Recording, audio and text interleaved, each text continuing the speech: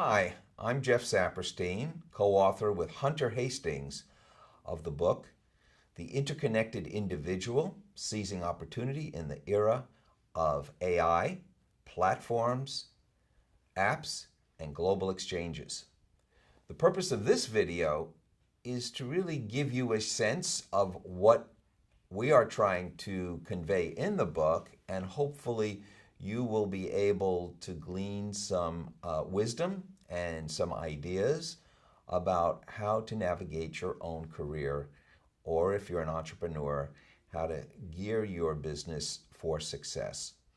So if we're looking at what is the essence of this book, it really is the democratization of opportunity for everyone. Now, we all know what the connected individual is. The connected individual is somebody who came from the right family, the right ethnicity, the right race, the right gender.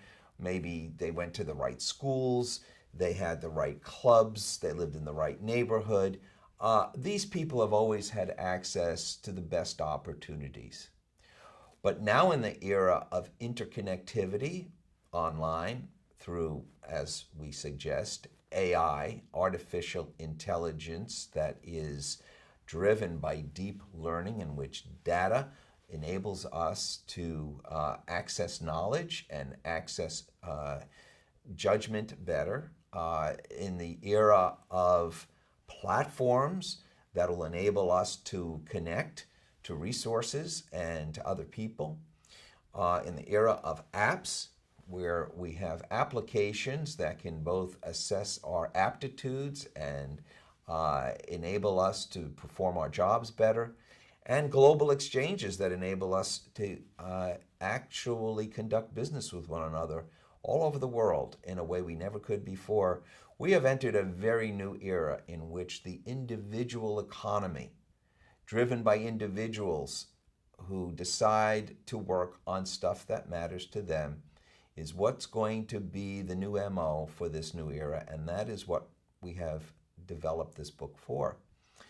Here at San Francisco State, most of our students are not the connected individuals, and so in a way, having taught here for so many years in the business school, for many years in the Master's of Business program, and now in the Communication Studies department, I'm painfully aware that the recruiters from the top companies do not recruit from San Francisco State as they would at Stanford or Berkeley, as wonderful as those institutions are. So in a way, this is a book for our students and students all over the world and people all over the world who do not have those connections, and hopefully they will be able to use this to help them have a more fulfilling career, a better life, and to be able to help others and to contribute to a better world. And that's why we have written this book. So there are several key principles that I just want to briefly go over and to give you an idea of what our premise is and how we approach opportunity. First is self-assessment. It's very important that you understand your own values, that you understand what really intrigues you, what questions do you ask? What mentors have you had that have inspired you? What problems would you like to be a part of solving? These are important questions. And also it's important to look at your own experience. Have you worked well with teams? Have you looked at projects that have a beginning, middle, and end in which you have a sense of accomplishment? What kinds of people do you like to work with? What kinds of roles do you like to play? What structures do you like? Do you like to create structure around your work, or do you like to work within a system?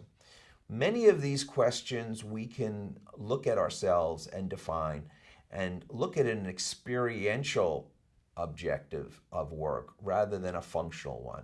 And I mean by that, rather than say I want to be an accountant, I want to be a lawyer, I want to be a teacher, we can say I'd like to work in collaboration with a group of people who are dedicated to address a particular issue, a particular problem, or I'd like to be involved with developing technologies or developing programs that address certain target populations that I care about, disadvantaged people or women or immigrants, whatever it is.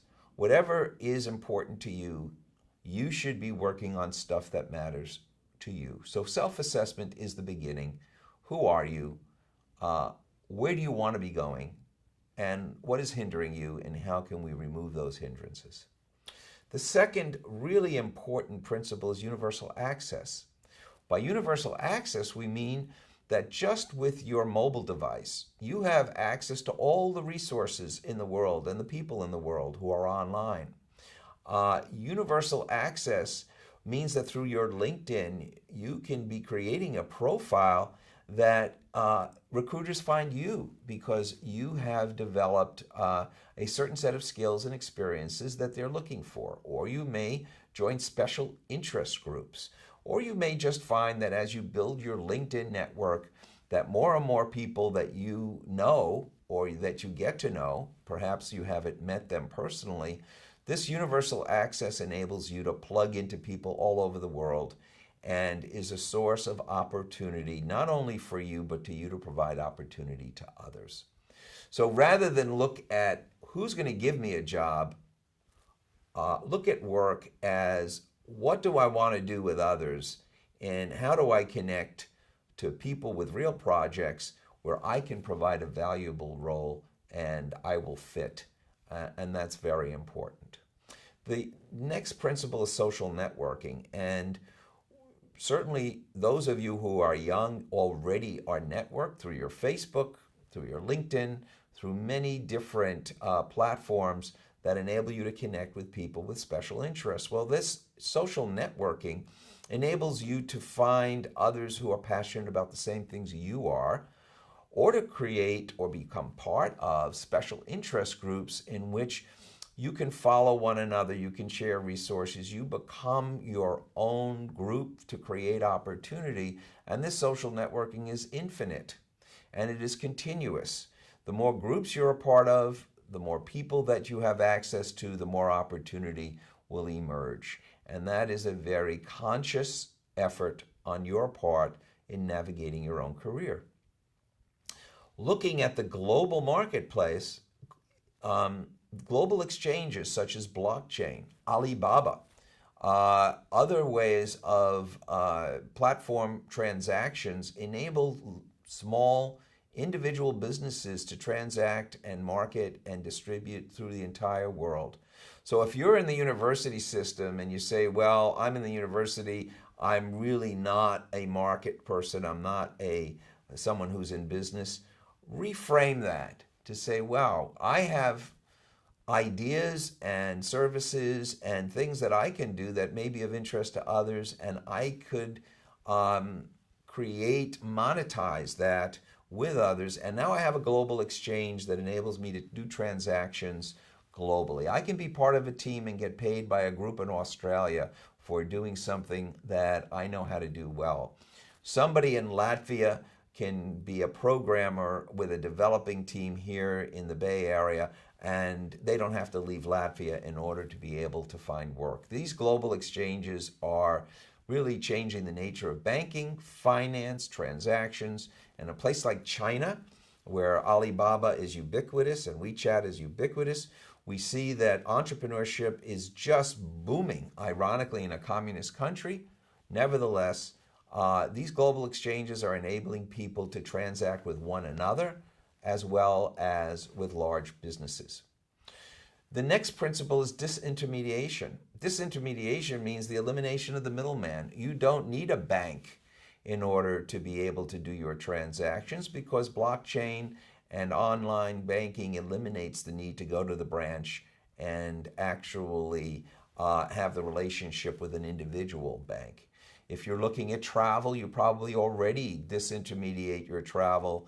You book your own airlines, you book your own hotels, you see the sites that you want, and you are basically using the internet to disintermediate and create your vacation or your trip yourself. Well, that's a model for just about everything, for finance, financing your house, for being able to write legal contracts, to be able to look at ways of handling medical issues or care for the elderly, that the disintermediation means that we can eliminate the middlemen because we can interact with one another and get information online. And if we become adept at this, artificial intelligence helps us, because artificial intelligence such as Siri or your GPS, which you already probably use, are good examples of systems that are set up to be intelligent, that enable us to be self-actualizing, self-effective,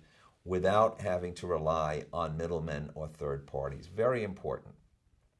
So what do we see as another really exciting aspect of this new economy? That is, new organizational forms are going to develop. If you look at the Me Too movement, if you look at the Parkland Students movement, these are social movements that came up through the internet, through social media.